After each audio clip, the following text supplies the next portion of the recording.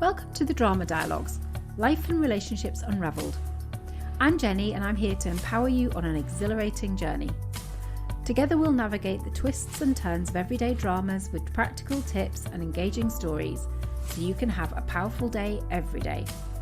Get ready to embrace healthier relationships, effective communication and personal growth.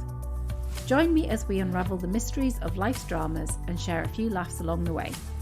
Get ready to ditch the chaos and embrace the magic. This is the Drama Dialogues.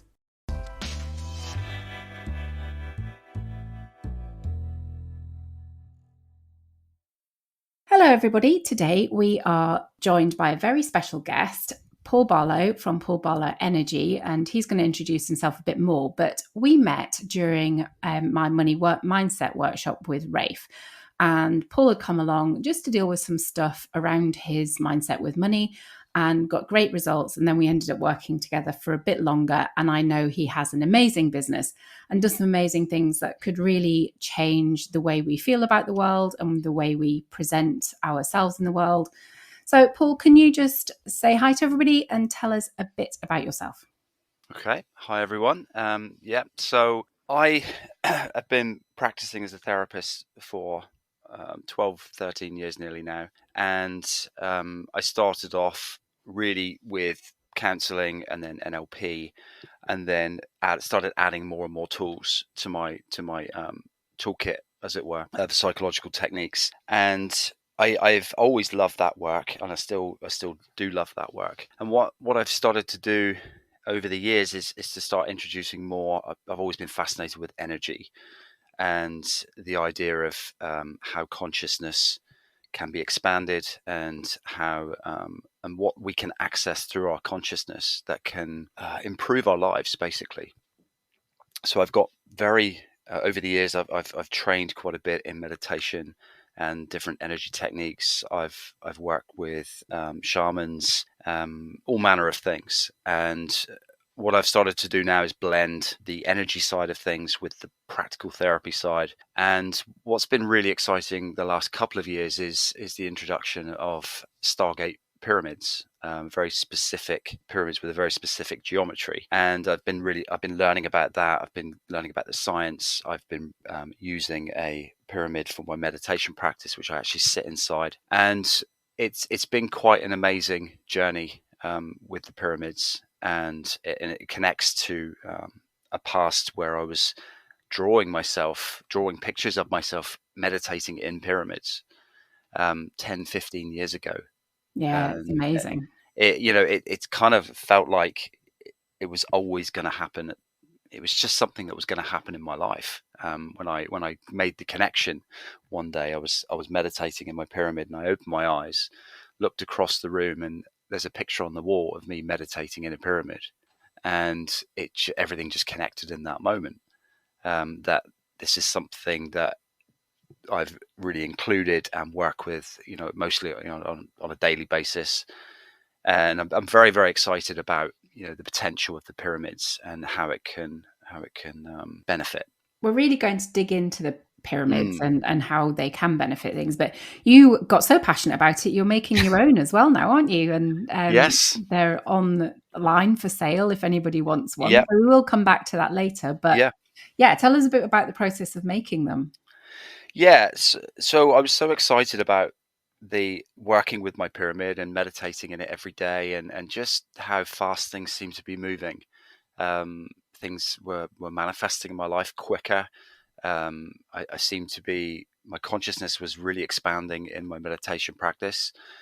And I was so excited. I started looking in Europe to see if there was anywhere in Europe that I could get one rather than having to purchase from the US. And there wasn't. So I spoke to the guy in the US, Charlie, who created personal pyramids, the Stargate pyramids, and I asked him if he was looking for any distributors or someone that could build them over here, and he was like, "Yeah, absolutely." So it all seemed very, very quick and simple and easy, that process, and it kind of felt a little bit meant to be. And so he taught me how to get all the geometry correct and how to get all the angles correct. and what materials to use to build them. And so we got so excited, we converted our back garden and built a big workshop, and, and that's where we make them. And it's, well, you know me, Paul, I'm all about taking action. Yeah. And you certainly took action in those moments. So that's amazing. How would you associate the Stargate pyramids with meditation, and how does it kind of differ from traditional meditation practices by using the pyramids? Yeah, I've been thinking about this question. One of the things it really does is it creates an environment. And I think there's so much going on in the energetic space, in a home. So if you're meditating in your home, there's a lot of energy in that home. There's a lot of things we're not necessarily seeing. We can sometimes feel things. Hmm. There's a lot of residual energy in the energy field. And for me, the moment I step into my pyramid and just settle, close my eyes, I can feel like I'm in a separate environment. That's the best way I can describe it. Yeah. And I find it very conducive for going into meditation and a deeper state of relaxation. I find it very conducive to get there more quickly. It just feels like a protected space. I can't really explain it any better than that. So the benefits for you of meditating within the pyramids is that it gives you this protective space, and the Mm, energy in there is really sort of different to your surroundings. But yes, I know that you do take your pyramid places, and I you do. sort of go around meditating in different places. What sort of places do you take your pyramids to? Yeah, I've taken my pyramid to the beach. The beach is only a couple of miles from where I live, so I'm quite fortunate in that way. The cliff top is quite nice. There's a couple of nice places where little flat spots on the top of the cliff where I can sort of pitch it up. It takes about a couple of minutes to put up, and sit there, watch the sunset or just meditate in that sort of atmosphere as the sun's setting. You hear the waves crashing and the birds, doing their thing overhead. And that's just such a beautiful experience. You get a few weird looks, from the passers-by.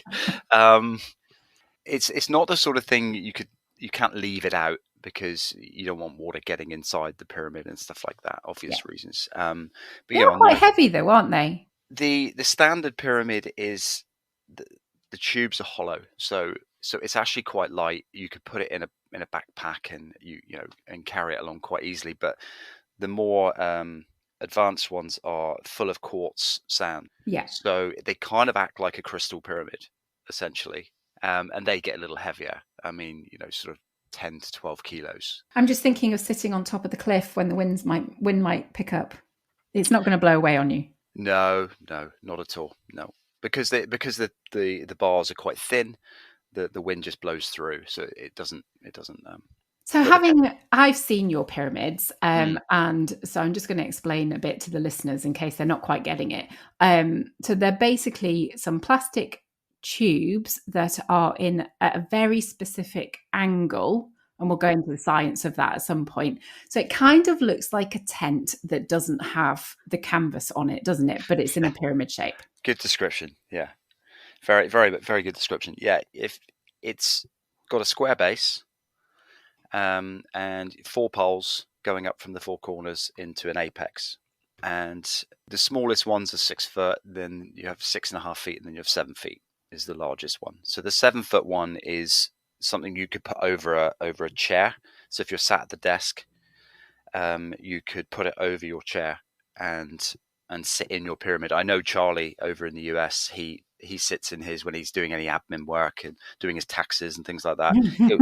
He'll sit in his pyramid for hours. Oh, well, that's interesting because one of my questions was how long should you typically meditate in a pyramid to experience its effects? But you could just sit in there for all day if you want. You can. There's no research suggesting that anything there's any negativity that can occur from spending. There's no too long in the pyramid, basically. Yeah, no, that's good to know. Are there any specific techniques or guidelines that you would recommend when meditating in a pyramid? Well, uh, in the same way with meditation is to try and create an environment where you're not going to be disturbed. First and foremost, Yeah. it doesn't really matter. what else is in the room, as long as you minimize disturbances. So you protect you if you've got a phone, say, in that particular room, just disconnect the phone, put your phone on flight mode or something like that. So as long as you minimize the disturbances, it's the same as setting up your meditation practice. Now, I really struggle with meditating because I sit there and my brain goes, "Oh, what are we going to have for dinner tonight? And what are we going to do with this? And what's happening Yes. with that?" And I know it takes a lot of practice. It's just the thing I haven't found any patience for. So, for those people out there that are a bit like me, what would you say to them? That's the reason we should be meditating. I don't like to use the word should. There is so much, there's so many studies now that are showing us the benefits of meditation, very, very objectively, scientifically. There is basically no good reason to not meditate beyond a collection of excuses. Yes, I understand what you're saying with the mind racing and thoughts, and we're kind of like living in the future and thinking about things in the past. And this is part of the point of meditation, is to learn to bring ourselves back into the present moment.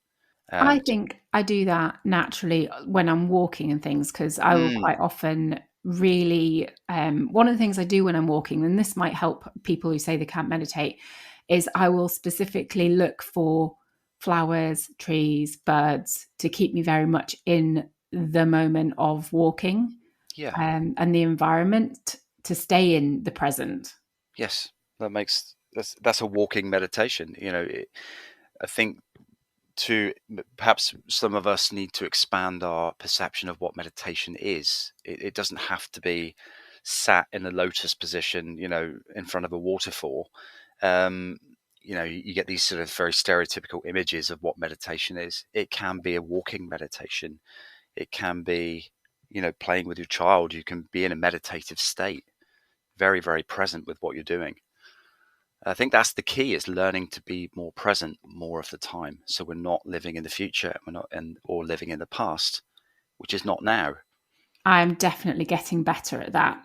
Mm, My timeline is very much it's a through time timeline. For those who know NLP and Paul does will understand this, and I'll go into it in another podcast. But I very much see my past and my future in front of me quite clearly, yeah, and I've had to really focus a lot in the last couple of years of being in now, and pulling myself back. And I've really noticed a big benefit from doing that. So if you find you're in the past and the future all the time, it is a good thing to practice coming out of that state. yeah. And the reason, it will sound very obvious when I say it. The reason for that is that if you're spending a lot of time in the past is done. It's already happened. Yes, you can change how you feel about the past. Absolutely, you can't change what's happened. It's done. Yeah. And the future is infinite possibility. It's always infinite possibility. There is no one, one thing. There's just an infinite number of possible things that can happen from where you are. So if the past is already done and the future's possibility, the only place you've really got where you're really living is in the here and now. And part of that is about concentration. It's learning to really concentrate, like you say, with the walking and the flowers. That is engaging your concentration, which is enabling you to kind of go into meditative states. Yeah, and I also think that when we think about people staying in the past or looking to the past, we think about people worrying about the past or Mm, what happened and ruminating over what happened. But quite often, there's also those people who stay stuck in the past because they go, "Oh, the past was so much better," and yeah, then they don't bother looking at now or the future at all because they go, "Oh, well, it was so much better way back then." yeah, And quite often, now could be so much better if you stop looking at the past. absolutely. Yeah, I was only speaking to a lady earlier who's in her mid 50s, and she's sort of just been through the menopause, and she's now reframing it. Completely reframed it. It's like, this is a new chapter in my life. It's an exciting time in my life. There's all these things I'm going to do, I want to do. And she's, rather than look at what she can't do, she's looking now at what she can do, what life is now going to afford her. Um, and she's very, very cheerful, and joyful about the thought of moving forwards from this point. And I Yeah. thought, fantastic. It is really fantastic. And Mm, I've got lots of clients that come to me in that sort of age group saying, oh, I want to be that person back then.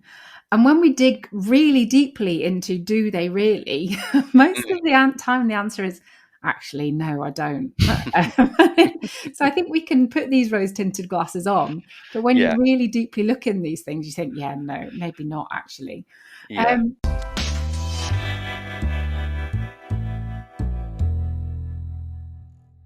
So, the science behind the pyramids, can you talk a little bit about that and where it comes from and the research that's done on supporting the benefits of meditating in pyramids? Yeah, okay. The original research that was done on the Stargate pyramids comes from research that was done in Russia in the 1970s and 80s, and for various reasons, the employed scientists, had a huge volume of money to use to explore things. They had a program where they were asked to explore different phenomena, and they decided to study pyramids. And they built a bunch of structures at a very specific geometry, which we'll sort of discuss the geometry in a bit. And they started to do experiments within those structures, and they started to find some pretty incredible results regarding what was happening to things inside of the pyramids themselves. And some of these structures, these are not. This is not a small science project. Some of these structures are 144 feet high, and they can be found in the countryside there. Even now. And in fact, there's a funny picture of a motorway that goes right past one, a bit like the motor, the A303 goes past Stonehenge. It's that kind of distance away from the road, and this huge, just giant pyramid made of PVC and fiberglass. Wow. Incredible. And there's something about, correct me if I'm wrong, something about water and the pyramid. Is that right?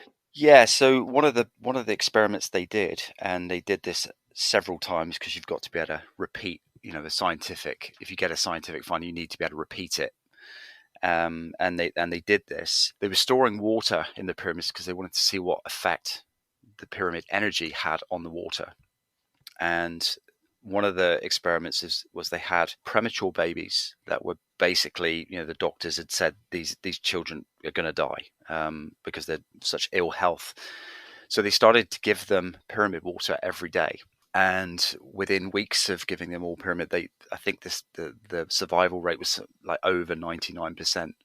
And they repeated it and repeated it and repeated it. And the doctors were like, we don't know what is happening, because these children, based on our understanding and knowledge, shouldn't be making it through.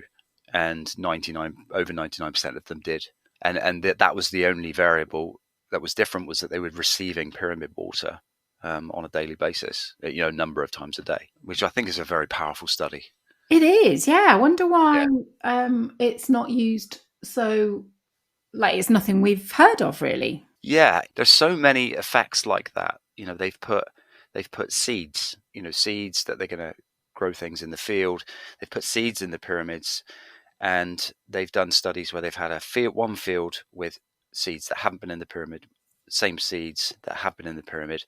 They've grown, over the course of the season, and the yield was up to 400% more in the seeds that have been inside the pyramid. And a variation of other studies along those lines. It's very consistent. It's quite incredible, really. All this research, and I don't know why, was never published publicly in any of the journals, even though the scientists doing them had all been published before that, numerous times in scientific journals. But none of these studies got published in a scientific journal, even though it was done by the same scientists. It's quite strange. Yes, and I mean, my partner, and he's very non-wooey, so he doesn't do woo, but he's read a lot of the research with all of this stuff, and even he's quite convinced Yeah. Yeah, it's behind very it. it's very convincing as you look through. Even Charlie in the US, his business partner Lisa, who makes pyramid products as well, accessories for the pyramids. She's done a few studies with her blood, and she's done blood samples of sort of standard. Takes one in the morning, and then shows it under a microscope, and she shows you a little mini video of kind of what her blood cells are doing, and then she does another one after she's had a glass of pyramid water and done half an hour meditation in the Stargate pyramid, and then she does another blood test, puts it under the microscope and shows you that video, and you can see that the change, the blood flow has increased incredibly. The blood cells aren't clogged together in the before, in the after. They're separated out as they should be, and they're flowing with the blood really nicely. And the difference is just, anyone can see it. It's one of those things, I think, that people out there are going to think, oh, this sounds a bit far-fetched and a bit woo for me. Yeah. For sure. I know that we had those same thoughts, but I just think that it's worth a try. Like, it is not to take over from medical anything. No. But if, and nobody's suggesting that, but if it's something that could enhance your life, then I always feel so excited when we talk about this, Paul, which is why I wanted to get you on the podcast. And I don't know why I don't have my own pyramid yet. I really should have my own pyramid. We can sort that out. Yeah, because every single time we talk about this, and it's been a while since we've been able to speak to each other because of various life stuff going on, but I just get so excited. Like, I really, really love it. I think it's awesome, which is why I wanted you on to tell everyone else about it, because if you're getting the same kind of excitement that I get, then it's definitely worth a look into. You just mentioned the capstones, and it is something that you do yourself. You do the accessories for the pyramids. Yeah. And again, they're so beautiful. It's just another, they're amazing. So tell everybody about the accessories and the capstones that come with them. Yeah. So these are specifically built to fit onto the Stargate pyramid and to maintain the geometry, the sacred geometry, which, for anyone wondering, is 75.345 degrees. 75? Sorry, I cannot believe I've forgotten that. I know. Well, I'm going. I go on and on about this this specific 76.345 degrees. That is the specific, and this is all tied in. This specific slant angle is tied into the golden mean, phi scaling, all sorts of things that I don't understand. Okay, if you ever seen the Fibonacci sequence where you get a shell and you get that spiral on a shell, well, if you were to turn that into a 3D model, that would be a Stargate pyramid. Oh. It's the same shape. It's the same. You get it in trees. There's a variety of trees that hold the shape of 76.345 degrees. Canadian geese fly in that formation.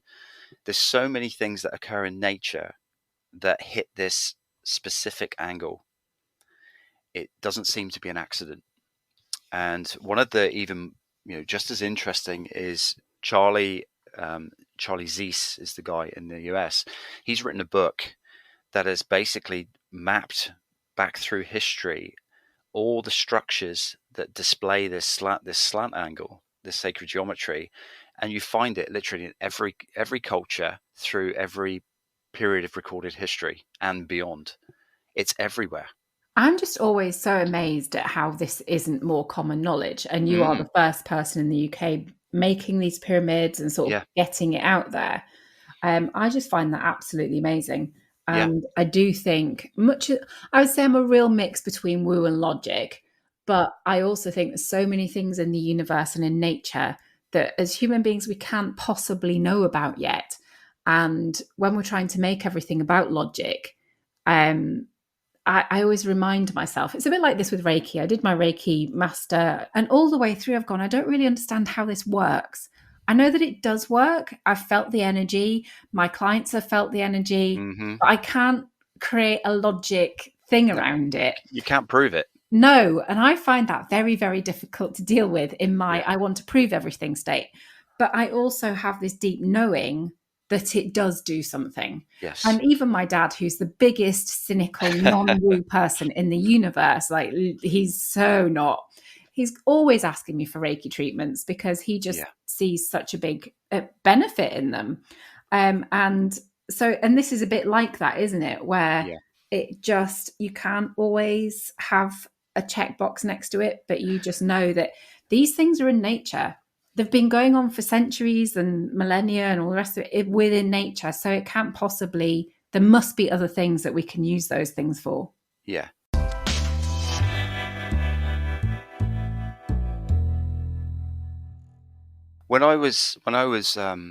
After university, I went and did a master's in consciousness and transpersonal psychology, which was an amazing subject. And one of the main points that was made from that field of that specific branch of psychology, they were saying that they were challenging this. The main scientific paradigm is that nothing is real unless we can prove it. That is a base rule. My mind is, well, surely it should be the other way around. Yeah. That everything is possible until we can prove it's not. Yeah. And quantum science, although I only understand the sort of broad concepts of it, quantum science basically says the same thing, is that every possibility exists in the world of energy, which is subatomic. So it makes more sense to think everything is possible until we can prove it's not. Yeah. And I think that changes the mindset of everything. That enables us to give things more of a go, because it opens us up to trying and going, do you know what? I don't know. Let's give it a try. And these are what happens with people like Elon Musk, who, however you criticize him, he is a man that says it could be possible. Yes. Because everything is possible, but we just have to find a way. And there's so many great entrepreneurs out there who have changed the world. Edison with the light bulbs, he knew it must be possible, so he kept trying and trying until it was. Yes. Now, we went on a bit of a tangent there because we were talking about the degrees, and but we're going back to the capstones because they really are beautiful, and I don't want to miss this. No, I think it was me as well. I don't want to miss this part of it because the capstones are just such, like, for me, they're the kind of glitter on the top of a really amazing thing. They're the kind of like, woo, I love that. Yeah, I want one of those. I want one in every color and type. Right. Yes. So explain what they are and what they do. Okay. So the capstones specifically are designed to fit on the pyramid and enhance the sort of energetics of the pyramid, the energetic effects. And the lady that created them, Lisa, she made a range of different, using different crystals and different combinations of colors, all of which she bionizes, and that's I'll explain. It's a process of sort of charging your crystals. You know, sometimes you're told to put your crystals out in the moonlight or to smudge them. Or even just run them under some water. Run them underwater. So it's a way of clearing them and charging them. She looked into some older research from some older science, I think in the late 1800s, where they did a process of bionizing, which is freezing and boiling a number of times, just repeating the process. So it takes a few days to do it. And what this does is it permanently charges the crystals. So they are kind of as charged as they can get. And then you put that on top of the pyramid, as well as the pyramid structure itself. So it's kind of it enhances the overall energetic output. So it has more than just a glamorous addition to the. Oh, and they do look lovely. You know, they look beautiful, and there's no limitations with what you can create. Lisa's made a standard set of models, but we've already started trying, more bespoke things and bringing things from a local beach and putting them in and different combinations of crystals. So there's no limit to it. Some of them they do look absolutely beautiful. Yeah, they are. For me, I would just have it on my mantelpiece or sideboard because they really are beautiful. Yeah.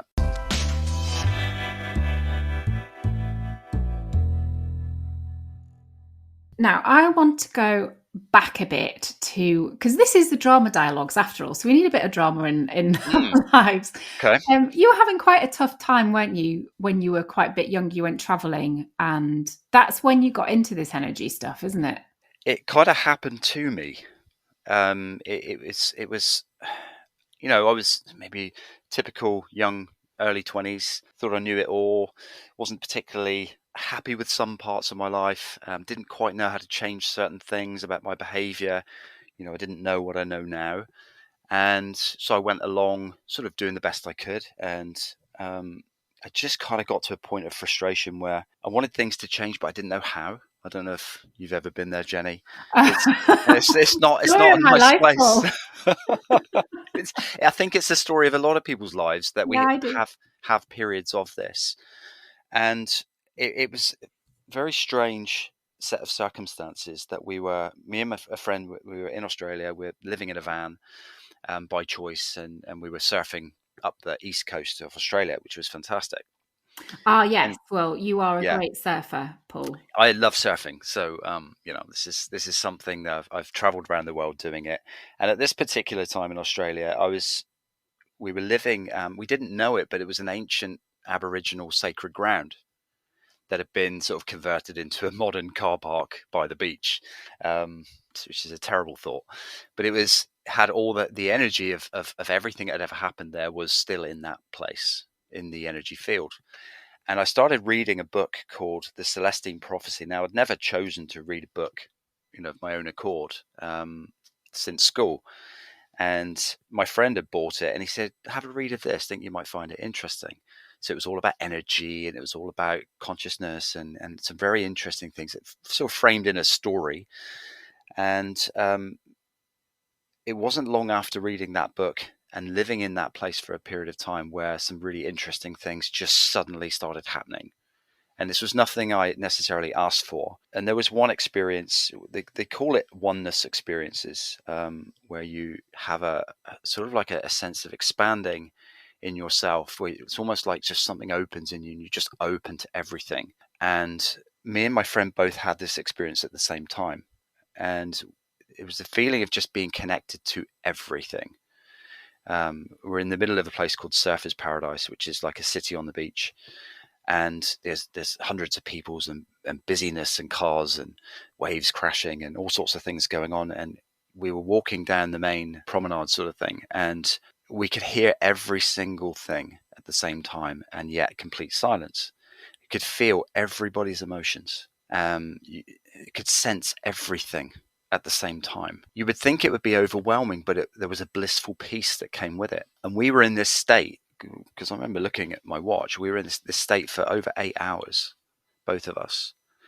Now, I'll say there's no funny business. So there's no drinking, nothing else. Everybody's going to be There was, thinking, you okay, know, what have you been taking, there Paul? was, there was, we were taking nothing. But the only thing I can think that triggered this, for whatever reason, was there was a real desire for change. And I did remember going down to the edge of the beach in the middle of nowhere, in the middle of the night, and just calling out to the universe, probably screaming out to the universe that I wanted change, and I didn't know how to do it. But that's what I knew I wanted, and I went out and I did that. And very only a few days later, this experience occurred, and it was when we sort of came back into sort of like a normal level of awareness. We were both just like, "What happened?" It was amazing, yet your mind's left reeling with like, well, why did that just happen? And that set off a real unquenchable thirst to know, to learn, and grow. And I started reading books, and I started to practice meditation, and more experiences started happening. I started to see colored lights around people, like the auric field. Hmm. Started having visions. Say I'll be reading my book in the van in the morning, and then suddenly a vision would come into my head, and later that day it would happen exactly as I saw it. And a whole variety of these things was happening, and it was fantastic to experience. Yet my mind just didn't understand what was happening, And it's been a journey of understanding ever since. Since I was 22, and I'm 50 next week. So Are it's you 20. really? I Oh, am happy like a birthday. couple of days, actually, 3 days. Oh, So cool. 28 years of learning and growing and really trying to understand more of this universe that we live in, this energetic universe. And the key way to get there is by getting into good meditative states and learning to expand our consciousness when we're in those meditative states. Like I've done sweat lodges with Rafe.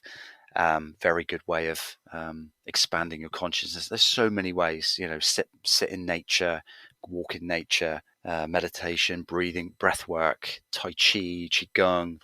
There's so many ways we can alter our consciousness, and then we're able to open doors into the greater field of consciousness where all possibilities lie. Yeah.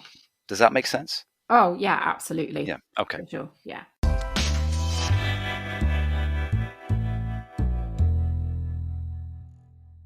What's the big dream for you, Paul? Where would you like to take your business? Oh, that's a good question. I know, and I didn't preempt you on that one either. You had no time. Sorry, I just chucked that one in there. Something I would love to see that I know has happened in India is I would love to, because energy is not taught at this time as we're still living in the scientific model of you're a physical thing that has a beginning, a duration, and an end, and that's it. That's still even though that intuitively doesn't resonate with many of us, that's still the teaching Mm. that's out there and is in schools, not the energy side. So I would like to see a greater education around energy consciousness and how we can start accessing more of that consciousness and that potential that lies within us. We all know there's more within us. We all do. We just don't often know how to get to it or access it. And it's through our consciousness that we do.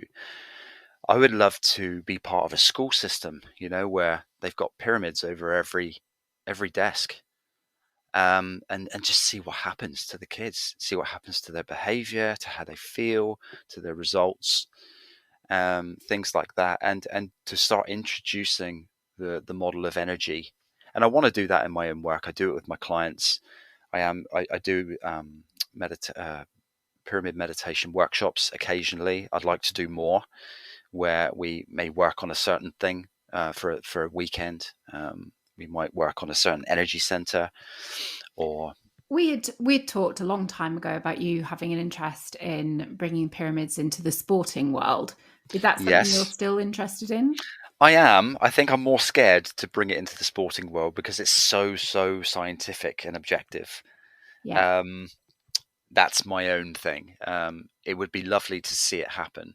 I Uh, would really like to see it happen. I think it would be mm, a really amazing thing to see some of the teams, because mm, I think they use so much energy in their sports field that oh quite yeah, often the rest of them is a bit left to the yeah, mercy of the public. And if they set a foot wrong, I know this is the same with all sorts of fields, like any celebrity really, but if you don't score goals, and like you play football and do your surfing and things, so you know what it's like when you feel like you've let your team down. And I think this is a sort of thing that could really help those kind of organizations with keeping their players a bit more balanced.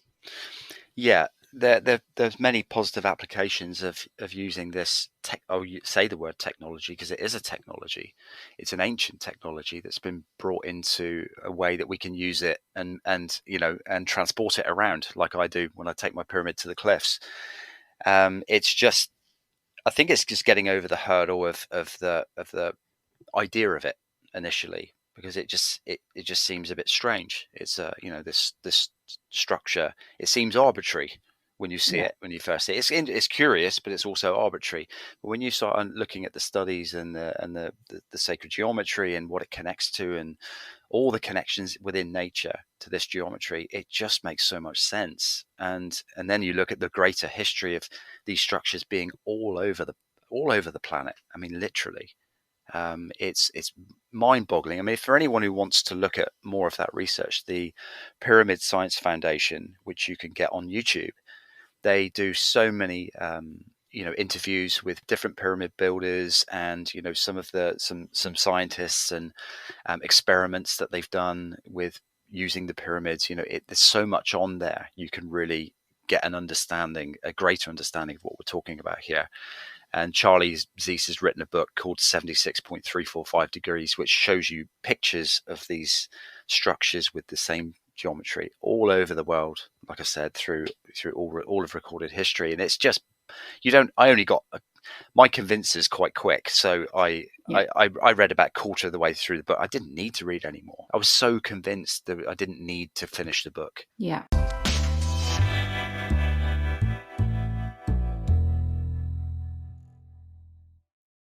What is important for people to understand about using the pyramids? It doesn't do it for you. It's not a magic wand. No. That's for sure. It's not a magic wand. It's all about what you're doing in the pyramid. Yeah. If you're in the pyramid on your phone, kind of, answering emails and stuff like that, there probably is some. You may be buffering some of the EMFs coming off the phone and things like that. There'll be a minimal effect, positive effect. Yeah, absolutely.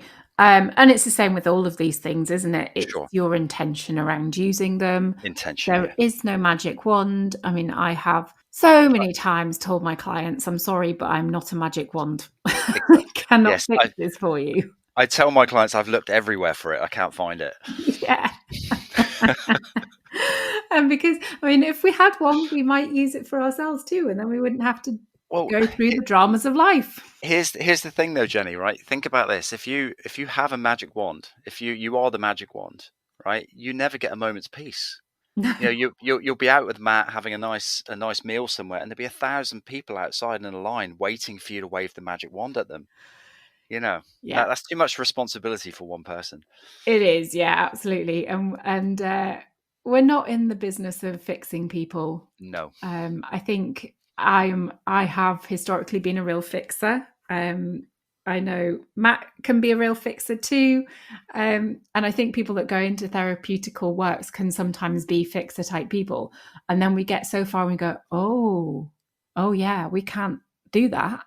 It doesn't work. Because in trying to fix others, we break ourselves.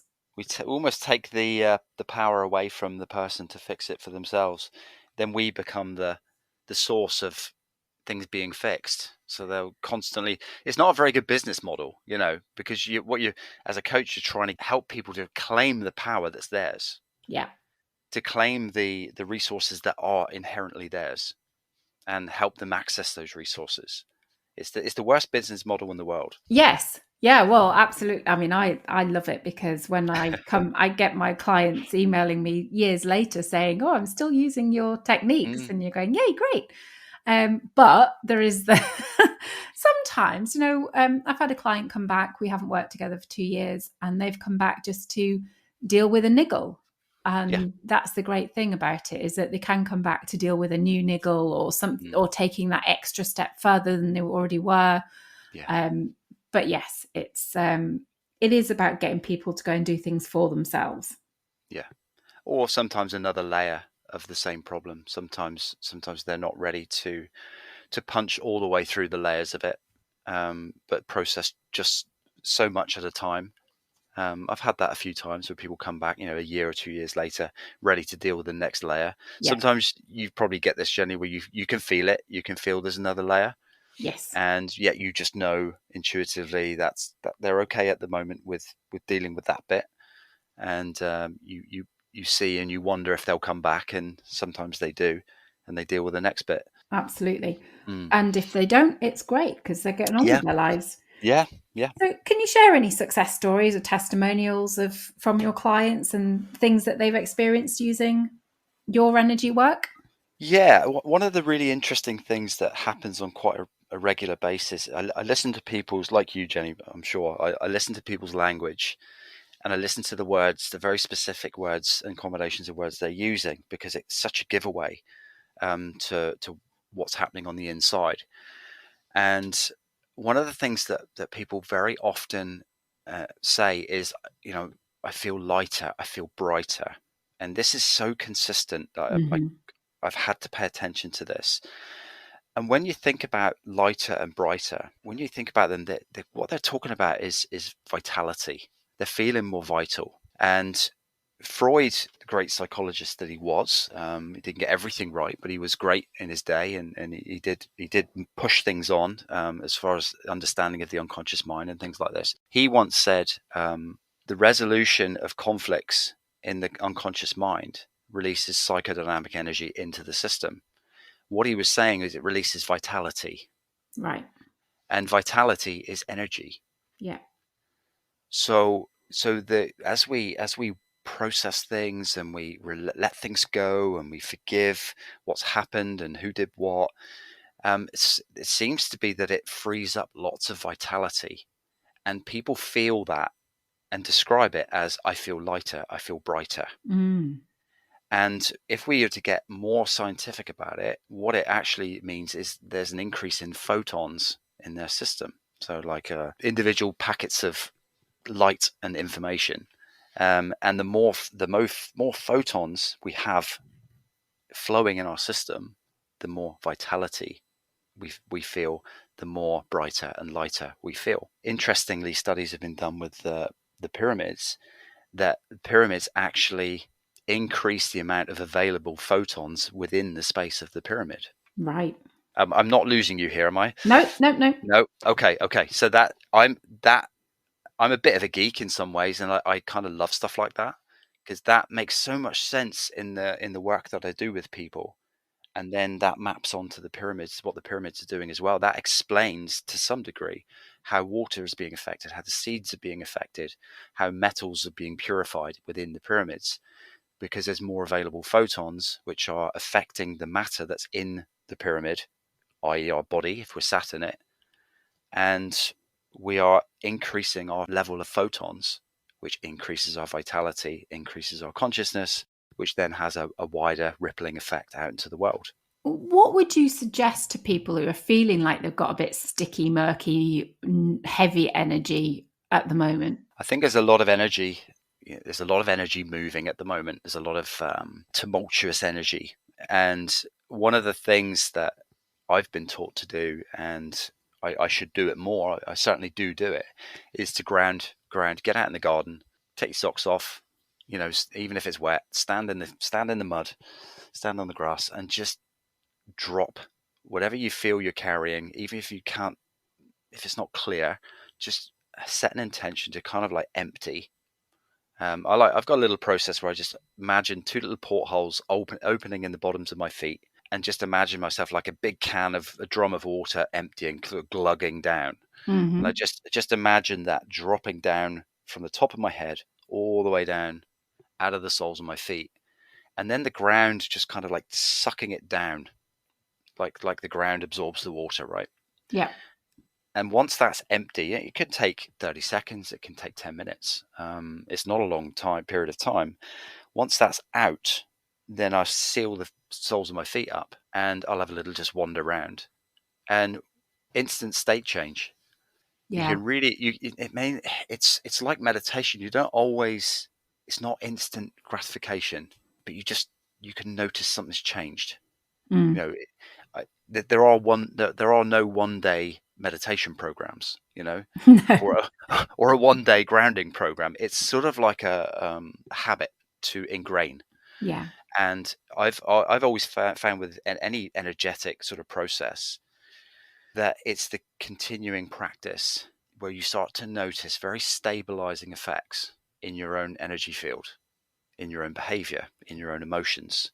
Emotional stability is one of the major ones. Yeah.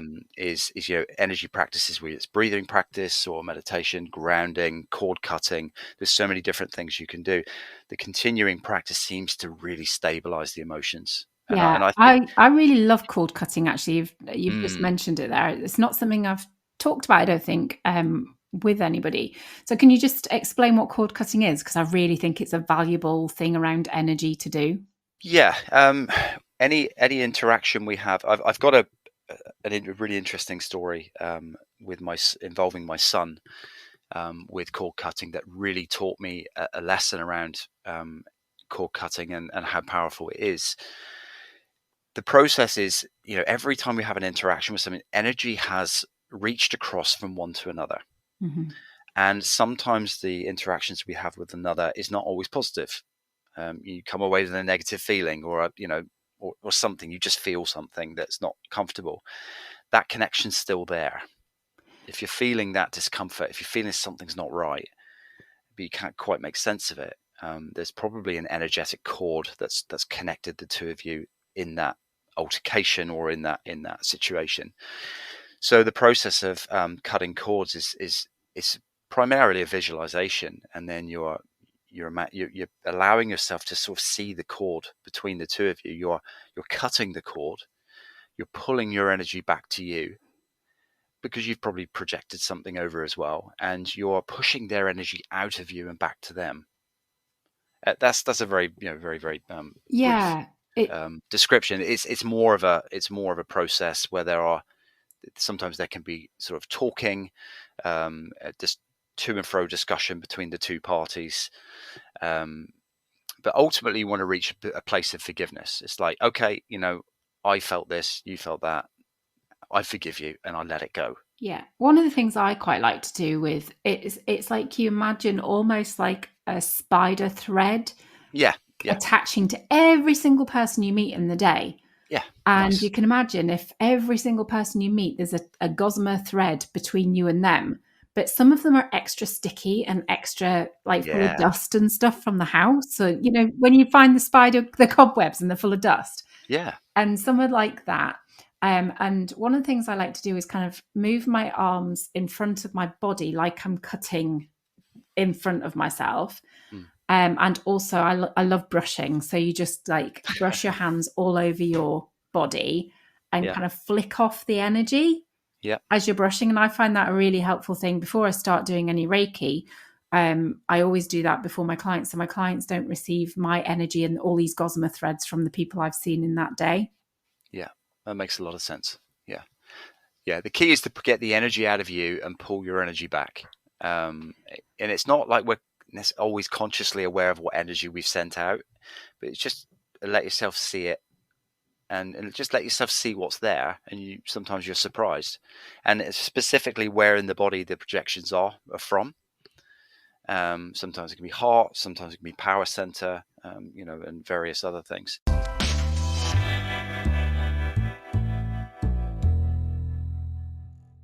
One of my best friends always said to me, she said, every time you enter a room, the energy shifts. Yes. And she said it in a really positive way, but I also have to be aware that when that happens, and lots of people have said it to me in varying different ways, that if my energy is low, it can have the same effect. So you have to be quite aware of your own energy. If people are saying to you when you walk into a room, the energy changes and they're doing it in a positive way, sometimes you have to kind of think to yourself, okay, well, if I'm doing this in a positive way, it also the opposite is true if I'm not controlling my own energy. Yeah. Yeah. Absolutely. And this is a level of personal responsibility that is quite, it's quite up the ladder, to be taking responsibility at that level, actually Yeah. taking responsibility for what we're doing with our energy, because energy is so powerful. I know science doesn't acknowledge it, yet we all feel it. Yeah, yeah. We Absolutely. absolutely feel it, and there's no denying that we go into a space and you can feel the energy. You can feel someone's got a slightly sort of difficult energy, or someone's got a very bright, vibrant energy. You absolutely feel it. I mean, I can feel it from my dog. I can almost tell what mood he's in just from the energy he's giving off. Yeah, yeah, It's absolutely. it's very interesting thing. Now with cord cutting, in the very early days of practicing this, my mentor, she said, you are cord cutting after every client session that you do, aren't you? And I'm like, no. She said, right, you need to start doing that. Yeah. Every significant interaction you have with someone in the day, take a few minutes at the end of the day and cut the cords, using the process. Okay, so I did, and I took that literally. And I started cutting cords to my son because obviously I was having interactions with him every day. I think he was 6 or 7 at the time. He's 10 now. And suddenly, within a week of doing that, he developed an anxiety, a real anxiety around me. I was going away working for 2 or 3 days a week at that time, and I had been for a few months. And he suddenly developed this anxiety around me going away, Mm. and he didn't want me to go. And as soon as I'd gone, he'd want to speak to me on the phone all the time. And then he'd be like absolutely relieved when I got home. And I talked to I call her my mentor over in America. I talked to her about this, and she said, "You're not cutting cords to him, are you?" I said, "Yeah." She said, she shouted at me. She really almost bellowed at me. She said, "No, you don't do that." And I said, Sorry, I thought you meant it literally, cut cords to everyone." She said, "No, you don't do it. You because we allow our children to take energy from us. That's okay, because we are in that role where we know, you feel it, right, when your Yeah, kids are that's draining really you, brilliant. but you allow it because it's just part of being a parent." So I stopped doing it, and again, within several days, all the anxiety totally disappeared, and I was still going away working. Totally disappeared. I didn't talk to him about any of this. He Yeah. just naturally went back to his normal self. But it was in that period where I was cutting the cords for a week or so, his behavior totally changed, and that really taught me a lesson about the power of energy, and the connections that we have with people energetically. Yeah. Absolutely. I've experienced a few things along those lines, not with cord cutting, but certainly in my Reiki training. I used to call my Reiki master and say, um, "The car keeps electrocuting me. What, like, since I did my Reiki training, it keeps electrocuting me." She's like, "Stand next to the car, say thank you, you've got the message. You don't need to be like prodding me every time I get near the car. So just thank the car for letting you know that it's there, and to stop electrocuting you." I was like, "Yeah, whatever. Like, that's just weird." And I did it. And the car stopped electrocuting me. And my logical brain's going, "This is just too weird for me." And the other thing is, I used to try and give my youngest daughter, when she was a baby, I used to try and give her Reiki. Um, she hated it. She would scream and, oh, so I said to my mentor, what's happening? And she went, "Well, her vibrational energy is much higher than yours. She's telling you to piss off." I was Mm, like, "Oh."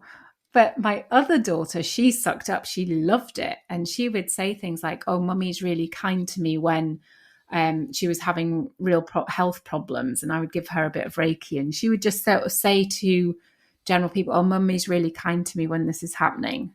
And it was her expressing the energy of the Reiki. yeah, yeah, that's lovely. Yeah. So these things happen all the time. And it's whether we notice them and verbalize them, Mm. or whether we don't notice them. But I kind of challenge all the listeners to start noticing energetic Yeah. things between the people around them, because there will be a lot Yes. going on. Notice how you feel when you meet certain people, when you leave certain situations, certain groups. Notice what's happening in your energy. And there's a teacher in the US, who's her phrase is like, follow the energy. you know Yeah. to do life, follow the energy. Where's the energy for you? What would you um suggest somebody who has to be in situations where the energy is quite difficult? Um, what would you suggest for them? Because I do have some clients actually that go into certain situations, they can't really get out of them, but they feel really drained, and they find it very difficult energetically. What would you suggest that they did? I think, as you would probably do with everybody, is first of all, is intention. Is like, well, what do you actually want? you know yes, it may not be obvious how you're going to get that right now, but at least hold that picture of what you want somewhere in your view, Yeah. and keep that picture alive. Is one thing to do, because the universe works in interesting ways, and we don't always quite know how and when it's going to provide, um, when things are going to drop into our path. But I think if we hold the picture, it's a good starting point. If we're in places where our energy is being reduced, or affected, then one of the things I've been taught is to shield, is to literally create an energetic shield. Hmm. Whether that's a suit or a my little boy was being bullied at school, and he loves Transformers, so we built him a Transformer suit that he climbs into Yeah, it's an in awesome it suit. I've in his seen said in suit. in his mind. Yeah, so he had a couple of instances where the kids tried to do their bullying, and he visualized climbing into his Transformer suit. He did the transforming noise and everything, and he made it really real. And suddenly the kids, he wasn't bothered, and eventually the kids just stopped bothering to bully him because they weren't getting a reaction. So again, I pay attention to things like that. I can't prove anything, but I pay attention to what happens. And so shielding can be a really positive thing. Where people are, the problem is because the understanding of energy is not, it's not quite out there yet enough, where people are really taking responsibility for what they're doing with their energy. A lot of people, and I'm sure I do it too, are projecting their energy outward. Yeah. So a lot of projections, jealousy, envy, you know, lots of heavy emotions, and that gets cast outward to other people, and it kind of gets, it gets like a bucket of water being thrown onto people sometimes. Hmm. Some people don't want to take responsibility, or they're not ready to take responsibility for something, and instead they want to blame someone else. Yeah. So these are all projections of energy. Do we really want to be energetically vomited on? That's I need to say it like that, Yeah. Yeah. because that's kind of what's happening. Do we, are we just going to let someone energetically vomit on us? Um, Shielding is a way of just dissipating that energy that's being cast at us quite a lot. Sometimes if you're doing well, or if you're really looking after yourself and you're putting in a lot of effort and you're getting some great results, you may start getting jealous energy cast at you. Um, and Mm. it's mostly, probably the majority of it is unconscious. People don't know they're doing it. It's just an unconscious reaction. Um, Yet we are still being vomited upon energetically. So shielding, I've been taught, is another a practice that we can do. It's free, isn't Yeah. it's easy. We've all got a creative imagination that's unlimited. We can create anything we like. It's just the habit of doing it and remembering to do it. Every time I do energetic work, shielding, cord cutting, grounding, it changes my state. It helps me to be in a better state than I was before. Um, Yeah, so, I completely get that. And it's something I forget too. When I mm, talk to my clients about shielding, I talk about, they can visualize themselves in like a pink bubble or a purple yeah, bubble. And I forget to do that for myself all yes, the time. And, my energy is feeling very depleted at the moment. And you have just like, this has become at such a great time for me because I've remembered all these things that I can actually do for myself. yeah, One of the things I wanted to ask about the pyramids actually is, does the energy build up over time? So yes. when you get your pyramid for the open from its box, like the first time, is that going to feel very different to maybe 6 months' time? Yeah. So I'm just writing down something I want to bring up from the last thing we were talking about. There's a book by a lady called Lynn McTaggart. It's quite sort of like a pivotal book in the field of us learning and understanding energy. Lynn McTaggart wrote a book called The Field, and what she's talking about is the field of intelligent energy. And one of the main things they found from this is a very scientific approach to meditation.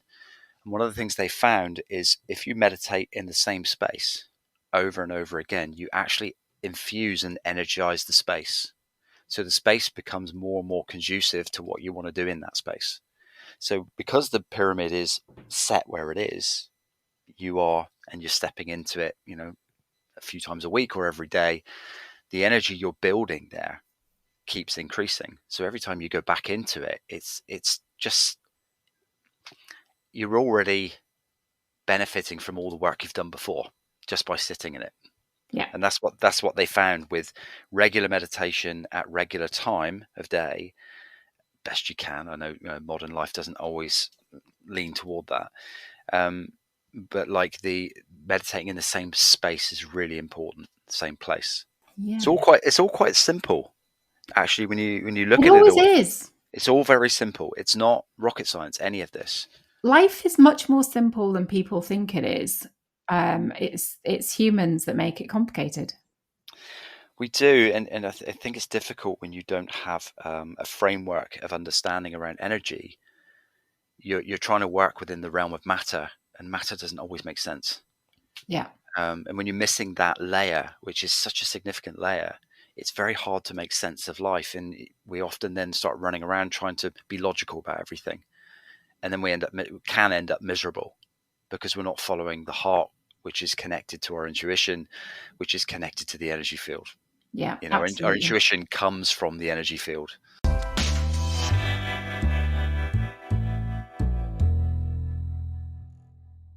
What was the thing you wrote down, Paul, that you didn't want to forget?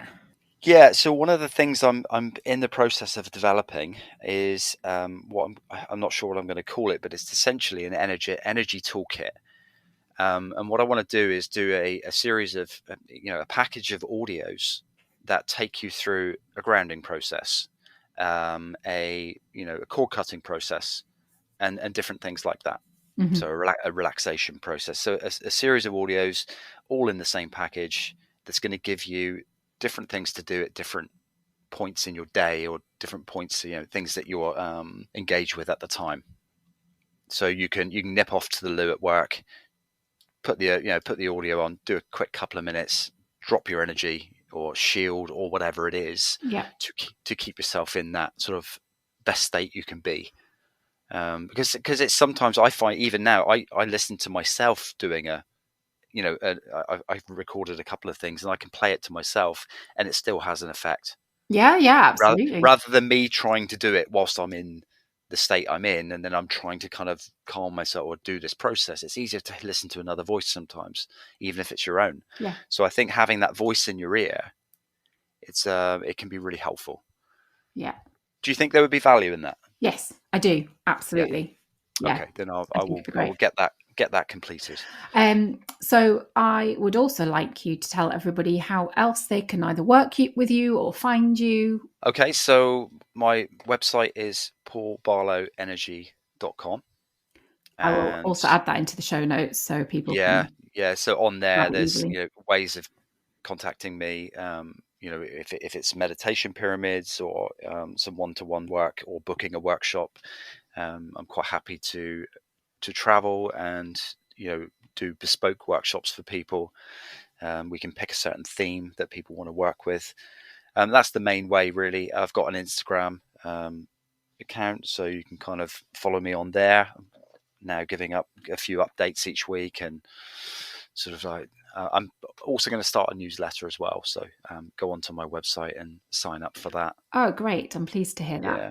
Yes, that's it. That's a lot of things are sort of in the beginning processes now, the business Well, side of well, things. the problem I think you and I both have with we love what we do. We're really good at what we do, but the marketing side of it can sometimes be a little bit frustrating. And I know Yeah. for you, you find like the social media stuff really difficult, and you've got Matt sat behind you going, "Paul, Paul, what's going on with you've this?" we've designed you a great website, but you're not getting any traffic. So get Yeah, yourself. it has increased in the last couple of weeks since you've been posting. So continue Great. with that, Yes. because our listeners, I think, will be looking out for you now that they've heard all about what you do. I know that you'll be getting some new followers and they want to see what you do, because what you do, as I said earlier, just gets me so excited. Every single time I hear it, I feel completely uplifted, really excited about it. And I know that listeners will be really intrigued. Some of them will just go, "Oh, this is too wooey for me," and that's fine. Like people that don't buy into this, it's absolutely fine. It's the same with Reiki. It's the same with anything. But those that have their interest piqued. And I know lots of people who will have already. I know that I'm going to get lots of messages about this episode going, oh my God, that's so exciting. I know that already. So yes, you need to get your marketing and your media stuff out there and going so that everybody can find you easily. But your website is a beautiful website, and they can find all your lovely capstones and pyramids and buy them from you directly, which is also great. And I will put all of the notes in the show notes. I'll also, some of the books that you've mentioned, we'll try and get those in the show notes as well. If you want to send those to me, Sure, we'll get those listed. More than happy. Well, thank you for joining us today, Paul. We've run a bit over the hour, but I knew we would. That's why I set aside lots of time. That's what happens when you talk about energy. Well, it's such an interesting topic, and it's something that I know that people won't have thought about in this kind of depth, and they won't have heard of pyramids before. I know that there will be, most of the listeners, I don't think will have heard of the pyramids before, and will be interested in that. So thank you very much for joining us today. Is there any last thing you would like to leave the listeners with? There's lots of things, that have not still been said around energy, because there's so much to talk about. You can come on again. Yeah, absolutely fine. Yeah, I mean, one of the things is don't listen to anything I say. Go and practice it for yourself. Yeah. And build your own understanding and your own experience from practicing these things. And you will have along the road, you will have threshold experiences, what I call threshold experiences that are undeniable, experiences that no one can take away from you, that may not make sense, but they are things you've experienced yourself. And it tends to happen when you start doing energy work. So don't listen to me, go and practice and see what happens. But pay attention to what happens. It's really important. Yeah. That's a great point to finish on. There are many stories I could tell you, from glowing trees to all sorts of stuff. And, that's for another time. But when you have these experiences, you stop, it's not you stop questioning, you develop an inner sense of knowing that you don't need to rationalize it. It's just a heartfelt knowing. And from that, you have a confidence to continue and do more. It's a beautiful feeling, actually, where you're not questioning and doubting yourself anymore. You just get to this threshold point where you're like, this stuff really works. It really works. And even though we're not seeing energy necessarily, you start experiencing more of it, and you start feeling it more, and just more amazing, incredible things begin to happen. Yeah. Thank you for that. I think everybody is going to feel uplifted after listening to this. I know I certainly do. And I just want to remind the listeners that to have a powerful day, whatever having a powerful day means for them.